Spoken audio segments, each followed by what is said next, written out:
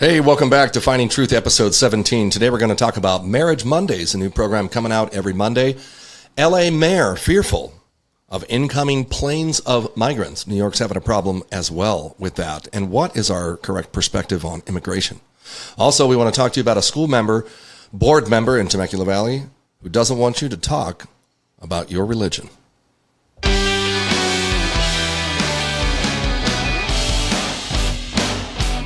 Hey everybody, welcome back to Defining Truth, episode 17.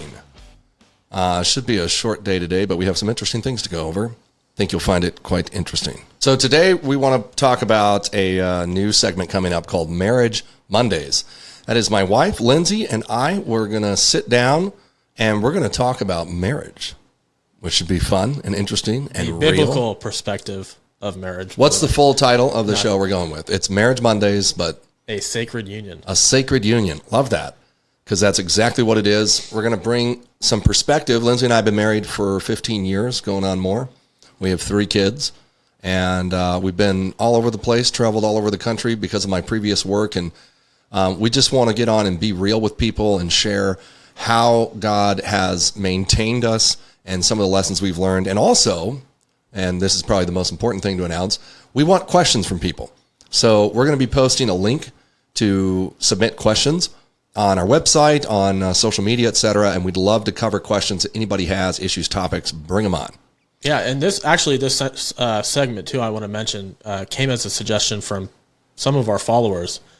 So it's always great to hear feedback, and this will be really great to get a perspective biblically, and both from you guys who have 15 plus years of experience being married.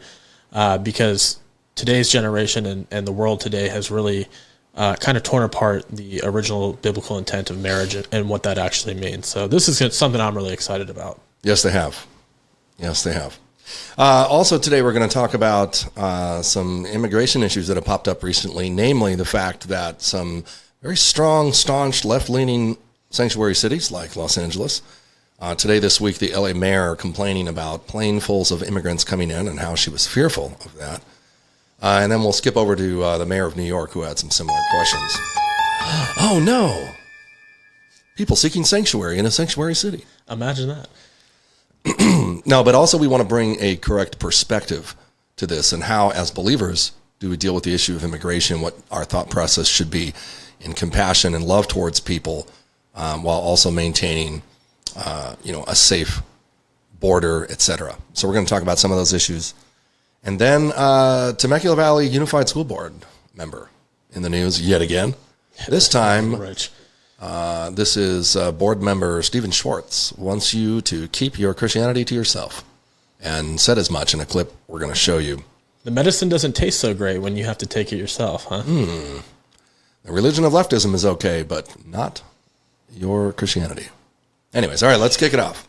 So, LA mayor, fearful of what she called planefuls of immigrants coming in that might arrive in the city. And people are just rolling her for this. The mayor, if you didn't know, is Karen Bass, who said, and I directly quote here, she is fearful that any day planes will be filled with illegal immigrants will be flown into the city, namely from border states who are under a lot of pressure and have been dealing with this immigration crisis for a long time. Florida, she mentioned, Texas, etc. What I find so interesting, and we're going to talk about New York also, is as we often make the case that a lot of leftist policies or ideals don't really match up with reality, right? So for all the sanctuary touting and shouting and screaming about how these border states just need to take it, this humanitarian crisis, which is developed because of leftist policies, and when threatened with the reality of what mass immigration, I should say uncontrolled, unsafe immigration, when faced with the reality of what that actually leads to, these liberal mayors just don't know what to do.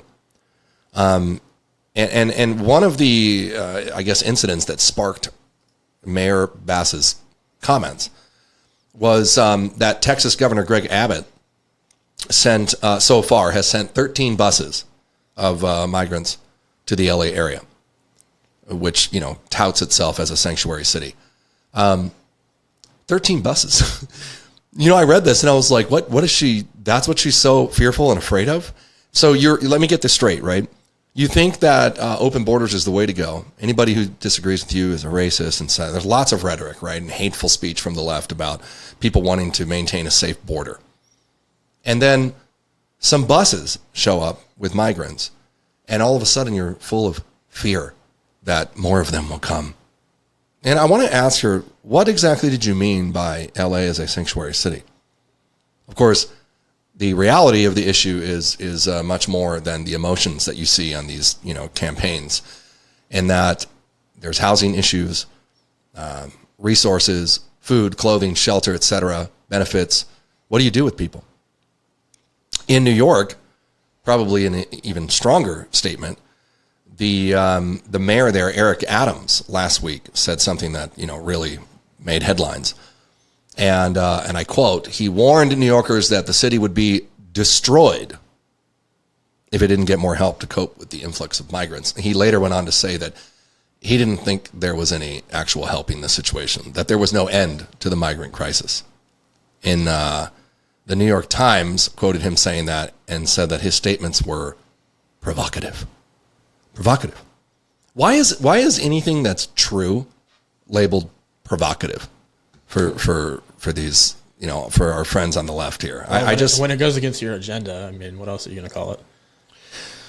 Well, what they're really saying, and what you see here with the mayor of LA and Mayor Adams in New York, is that the reality of their words is smacking them in the face. And this often happens, right? It's like dealing with children or, young people in a home where the world is just a fantasy until reality kicks in and you have to pay bills and you have to pay taxes, and you realize that things are the way they are for a reason, which is why. Make sure your house doesn't burn down. I mean, that's what's happening. All of these things sound good when you're trying to get elected, and then you have to face the consequences of your actions or your promises someday. And if that means that your city's burning down, I mean, we saw the same thing with the mayor of San Francisco. She's totally gone back on a lot of her anti-crime agenda because it doesn't work, obviously. I mean, well, and it seems to be two responses to these policies, right? Left-leaning policies, when they utterly fail, which they do time and time again. It's that one or two things. They either backpedal and realize, hey, we should reverse this, it wasn't a good idea, or they double down and they make it worse, which California is a prime example of. We saw that in regards to crime with AB 109, this mass release of incarcerated individuals to solve the problem of over-incarceration. Really was about money for them, but they pitched it as a social justice thing. That miserably failed. Super high amounts of recidivism, meaning people that were released ended up back in jail. Many, many people were victimized. People were even murdered by people who were released. And in their case, this is an example of doubling down. When that didn't work or was proven to be a failure, the same geniuses that thought that up wrote Proposition 47, which passed in 2014 here in California, which just said, well, if we can't, release people without having problems, let's just not arrest them in the first place. Prop 47 reduced all hardcore drug charges to tickets. It's not even, you can't book people in jail for fentanyl, dangerous drugs that are killing people. And it also reduced property crime, the dollar value for an arrestable offense, right? Which you can see now down the road. It's been a while since 2014. Now we're reaping the fruits of this labor, in that you see this horrible crime sprees, terrible violence in the cities, all due to because, we've basically told an entire generation in society that consequences don't matter. Fantasies on the left don't ever really appropriately match with reality. We watched, and I don't think we have a clip, but we watched video this week, remember, of LAPD watching a suspect rob a store, or was a car dealership. Yeah, he's stealing a car. And the police just have to stand there and watch until they're able to, take action past a certain line, because this is what these cities are demanding now. So we see we see cities like Los Angeles devolving into chaos. And I think this is really what's happening here, is that the rhetoric and the political agenda behind open borders, they spun these emotional lies for people to vote for them when it comes to immigration without really thinking through, what am I really saying? So let's take a look at that. What are they really saying, right? Oftentimes in law enforcement, we were taught as police officers, deputies, whatever position you're in, that you were to consider the steps that put you in that position in the first place, right? So if you have to, let's say you're in a situation where you have to use force with a combative suspect, and you're inside a house for whatever reason. Nowadays, the common response from, review boards, people who are looking at your actions, is to question, well, what put you in the position that caused you to have to use force in the first place? Did you need to be there? So you see why police now being questioned this way are saying, well, we're just not going to respond. We're not going to put ourselves in that position because then I'll be forced to do something and everybody will critique it and I'll get sued, etc. So when you call them, and it's not above a certain threshold, they're just like, well, good luck.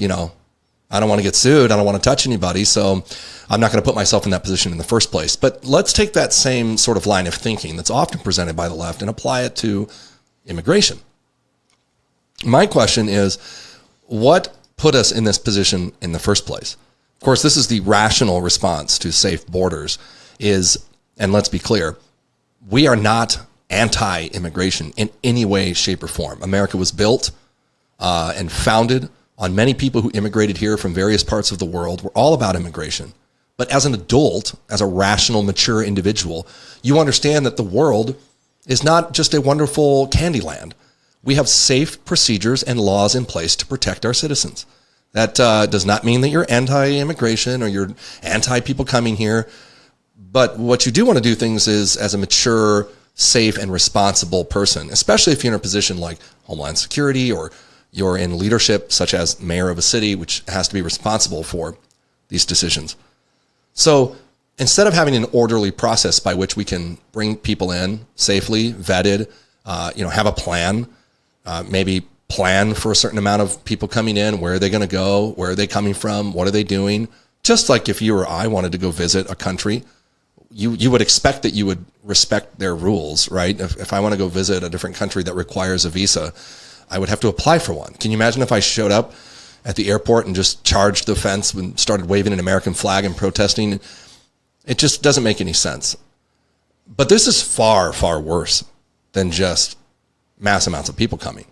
What the Democrats have done by their perspective on immigration, they've encouraged and condoned and supported mass human trafficking to the southern border and the northern border, to be honest.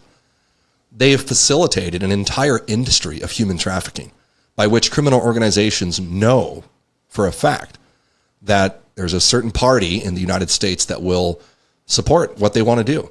They help receive migrants. We essentially are the middleman, where the U.S. government is moving people around internally. We talked about this a few episodes ago, but in my contact inside the Border Patrol, we talked about the South Side fee and the North Side fee, how human traffickers will charge these families exorbitant amounts of money, many of which they just can't pay. Young girls are brought into the sex trafficking trade as prostitutes. Young men are forced to work hard labor to pay off their debts. And there's a South Side fee. And then once you get here, they wait for the U.S. government to get people into the country, move them around, give them free stuff, right? These sanctuary cities like LA and New York. And then once they're settled, guess who comes back? The bad guys. They're like, all right, now that the U.S. government has finished like the trafficking portion for my business, you owe me the North Side fee. You got to pay your debt, or we're going to kill your family. We're going to take your house, etc. Many, many of these people, by the way, just disappear, like minors, young children being trafficked at the border who go off into who knows where. And it is not uncommon to find these alleged safe houses that receive immigrants to be owned and operated by criminal organizations. So my question to Eric Adams or the mayor of LA is, as you spout this rhetoric about how anyone who doesn't believe in, having open borders is a racist and blah, blah, blah, it's like, well, why don't you think about the position that put us there in the first place? Why don't you secure the border? Why isn't that a bipartisan effort here? That's one thing I think that everyone can agree on, that we should have a safe and secure border by which we can allow people entry and actually plan for it. Or you would think, but then that stops the money flow. Well, it stops a lot of things, right? Which we're not going to go into today, but there's a lot of political motivation behind this mass chaos. It creates more of a systemic reliance on federal systems, which is more of a socialist goal on the left, right? Big government is what they're all about. It affects voting, obviously, because in California, they hand out driver's license and IDs like candy to anyone and everybody, and then they let people vote. So there's obviously an effect there. And if you've ever been to LA, you know that the Democrats are down there in the neighborhoods and the barrios. They're at the ports of entry. They're snatching people up as soon as they come across, making sure, hey, you register as a Democrat. And, they like to hide behind the whole like, well, if you're illegal, you can't vote. Nonsense. They do in California. It's well documented because these polling sites are ridiculous. And then, of course, if you try to say, well, why don't we have, like voter ID just to make sure that you're an American if you're voting for American, political leaders, and their immediate response is, you're a racist. It's like, is that all you have to say? You're a racist because what you want someone to be able to identify themselves? And then, of course, there's the perspective that, I can speak to from the national security side, which is if you and I can sit here and easily identify, safety issues and national security issues in the current immigration process or the lack of control on the borders, you better believe that our enemies can as well. And countries with malintent towards Americans, like the IRGC out of Iran, like Russian operatives, like Chinese Communist Party operatives, and many others, they really see the Democrats as a joke because it's like open season. You can walk right across. You can pretend to be anybody. Oftentimes, they'll give you assistance in doing so. It's very manipulative, and it's taking advantage of people who, honestly, it seems, I'm sure there's a lot of Democrats who, in their mind, they think that they're doing well, that they're helping people, that they're being benevolent. And really what it is they're being used. They're being targeted. And it's like what the Soviets often referred to as useful idiots. These were Americans that supported Soviet goals during the Cold War, but unknowingly, allegedly. So you have a lot of that going on. And let me just end with this section with this.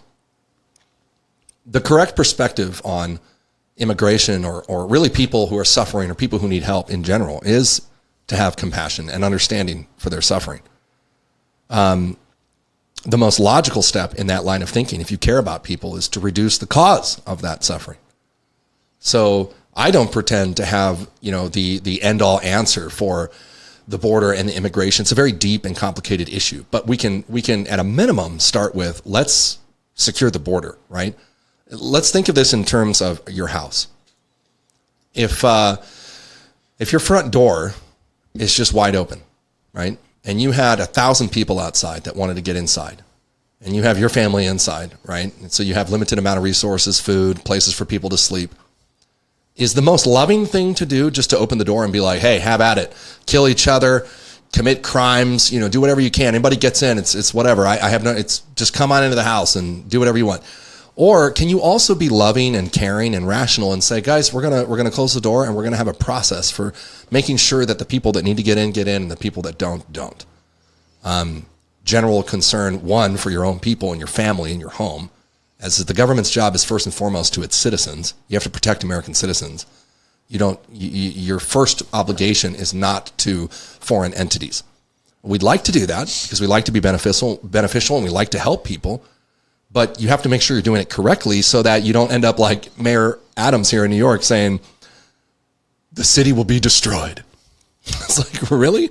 Well, clearly you're not managing things properly. So can we love people? Of course. Can we be understanding and have compassion? Absolutely.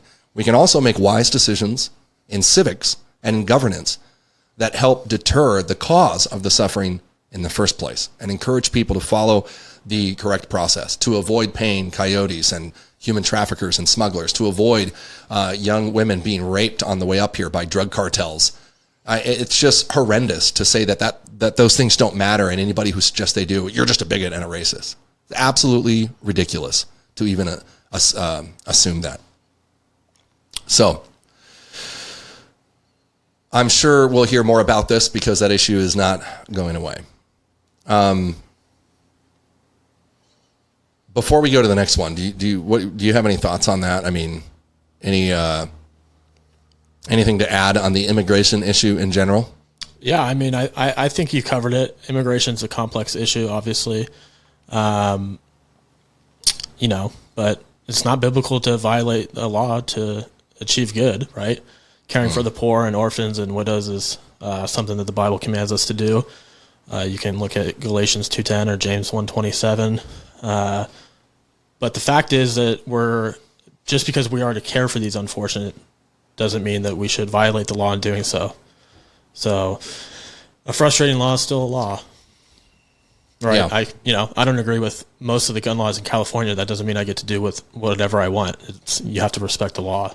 Well, there's also something to be said for appropriately viewing that in context. Your first ministry as a husband, and I'm speaking to Christians here, is to your family. It's not to someone else's family. Yeah. Right? If you're not able to take care of your kids and feed your family, then why are you trying to go feed someone else's family down the street? Yeah. Now, can you have compassion for people and needs? Of course you can.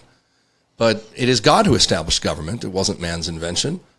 And government is there for a reason, to rule, to keep people safe, to punish bad doers.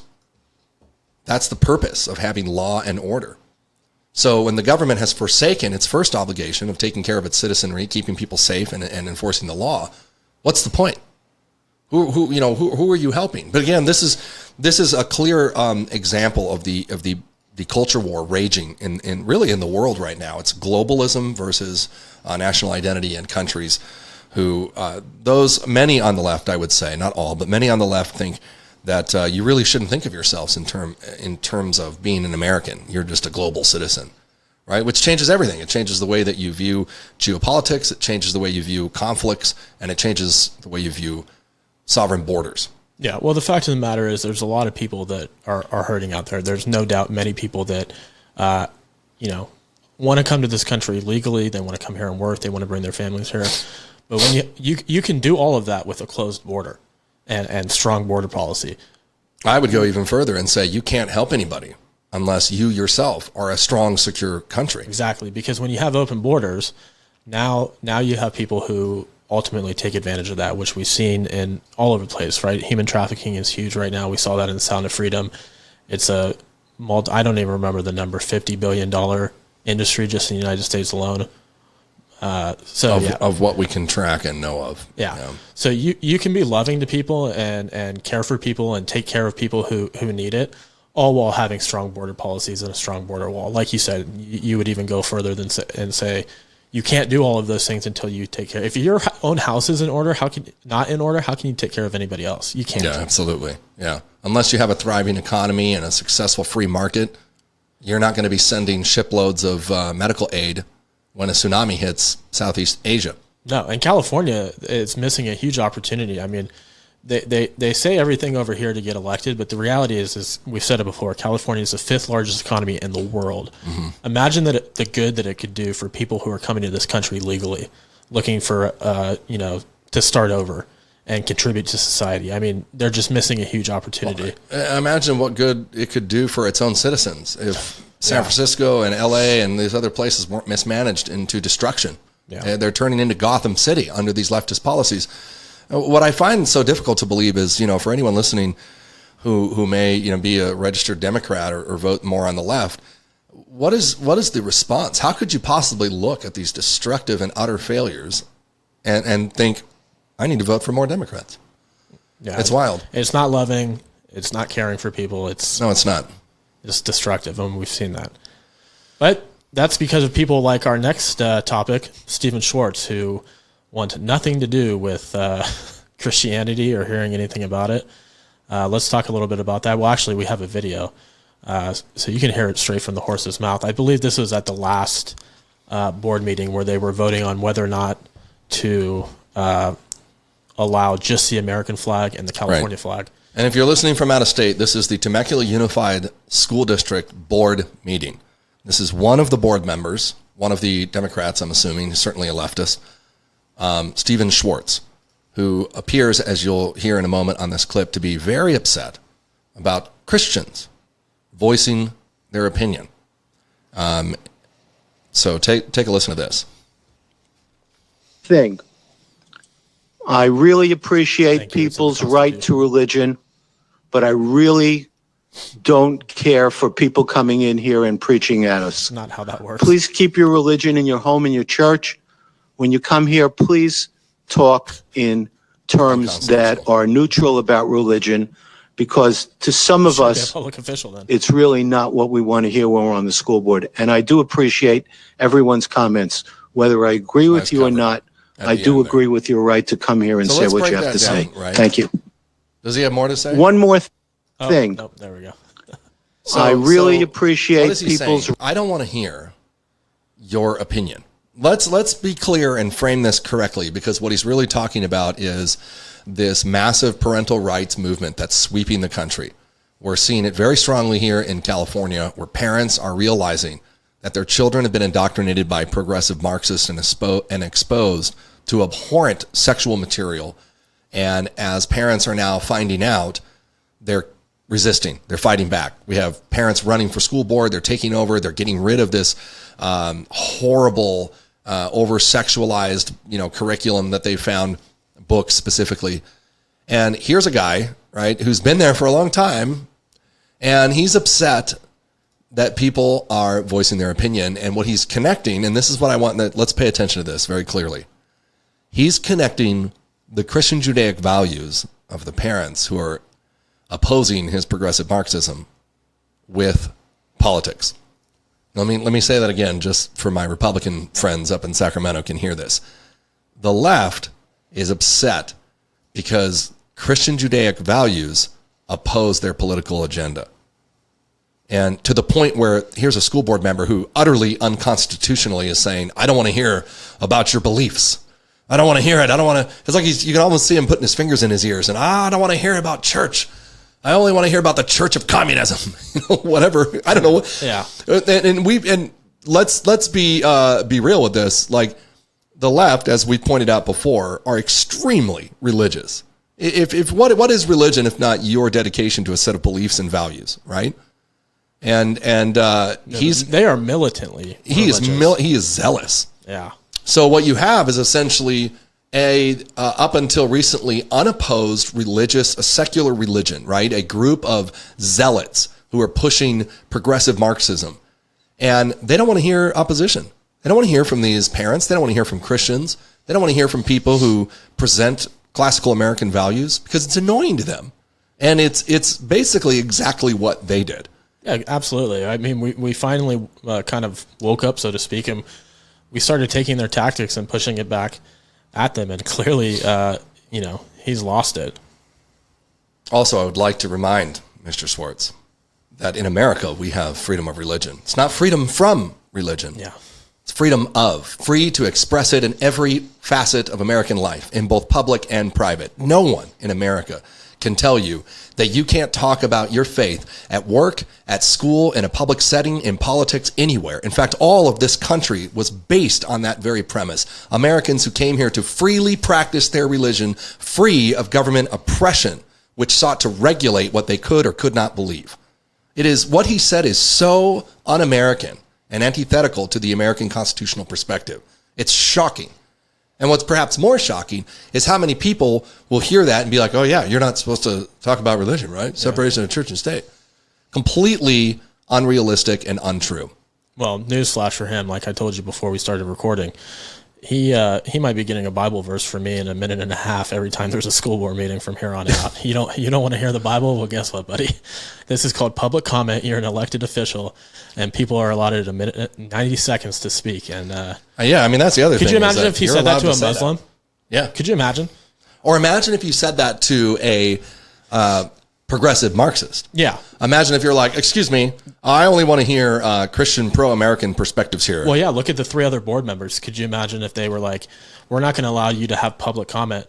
They don't agree with it, right? All of this pride thing, that's why all of this stuff is coming up. But they still, as a public official and with in line with the Brown Act, you have to give people the right to public comment. I can't even believe that he said that. I don't know what his, was. He was that irritated at the confrontation. You know what he should do? I have a great idea. He should resign. Well, yeah. He doesn't have to hear it at all. He can go back to his house, and he doesn't have to hear anybody address the board publicly. It's a great idea. Yeah. We should send him a note. In other words, what he's saying is you can preach about secular humanism all day. Absolutely. But if you present a different opinion than what the leftists hold, you better keep it to yourself. Right? What it's really done, this parental activism and organizational response to this overreaching leftist agenda in education, it's really exposed how truly deep the progressive Marxist agenda is in our school system. And I would say the larger lesson here, namely for the Republican Party, who is straying away from our values, is that the animosity the left has shown towards Christian Judaic ideals specifically, and more importantly, why the left opposes them, is because that is America. That should be a big clue to the Republican Party. This is like knowing your enemy 101.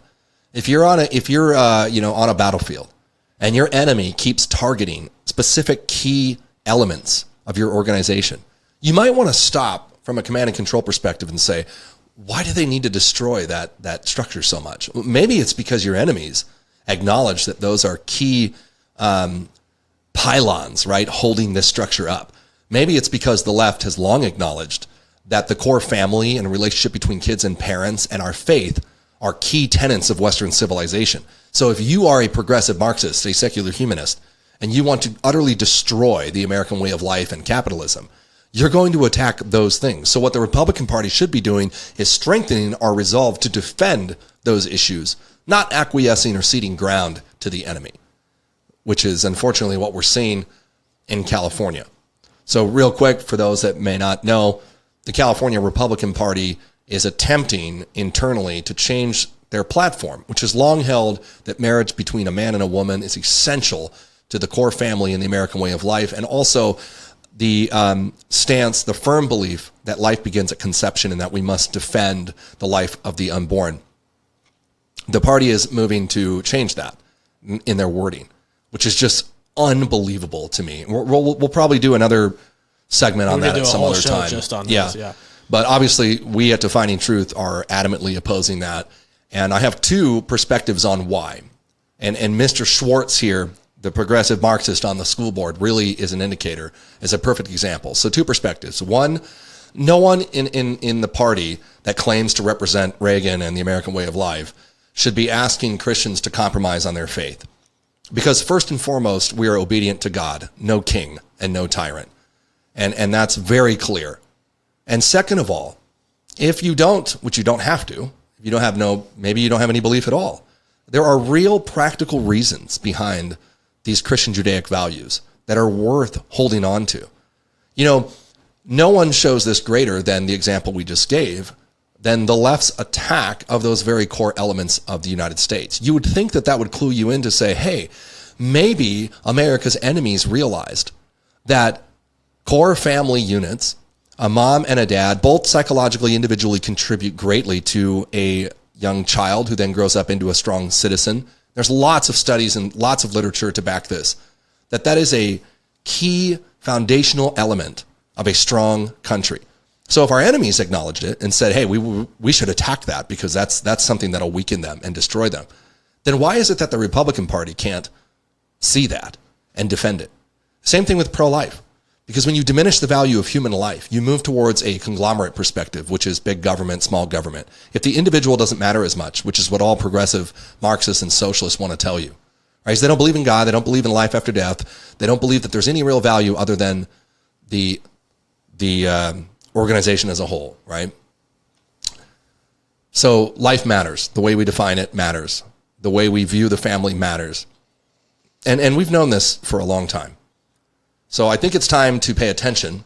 And maybe this is a good time to shout out, our book is coming out pretty soon, self-titled Defining Truth, where I went through every one of these issues and really in depth describe the philosophy behind why, as Americans and conservatives, we hold on to certain beliefs. There is a faith element, but there's also a practical, real-world element to defending conservative values because they are what most has worked. And leftism in general is what most has failed. So in this book, Defining Truth, which is going to be available for pre-order pretty soon, we explore the issue, whether it's marriage, self-defense, life, purpose, etc. And then we look at what the left, or I should say secular humanists, that's any government that doesn't believe in God or any higher power, what they've done with it throughout history. And then we look at what the Americans did. And we conclude with a call to action and why we should defend those values. Should be an interesting perspective. I think that's about all we have for today. Yeah. I just wanted to say too, by soon, we actually do mean soon now. It's going to print. Yeah. We've been saying soon for a while on the book, but we've overcome the sort of things that have been slowing it down, and now it's getting ready to go to print. So it sounds like the last conversation we had with the publisher, hopefully by the second or third week in November, we'll actually have book in hand. So super exciting about that. And remember, as always, if you like what we're saying, you support our mission of articulating the Christian Judaic worldview in politics, civics, and culture, please consider supporting us. We use that support to do things like print the book. Yeah. None of us at Defining Truth, we are officially a nonprofit organization. Nobody takes a salary, not a dime. But we do have to pay for equipment and production and things like printing books, et cetera. So I would greatly appreciate you considering a monthly donation, even if it's $5. Goes a long way to help us, and the more we grow this organization, the more impact we can have. And you're going to hear more about that because we already are having an impact. We've seen that on social media and in the influence that we have, speaking truth into key persons, individuals, and movements by way of ensuring that they understand the Christian Judaic perspective. So until next time, guys, give us a follow. Monday. Next until time Monday. Yeah. It's coming soon. Monday for Marriage Mondays Yes. with myself and my beautiful wife, Lindsay. That should be fun. So go on, find our link and submit some questions that you might have for marriage. Maybe you're having a hard time, struggle, or maybe you just have a question about biblical marriage. Give us a shout.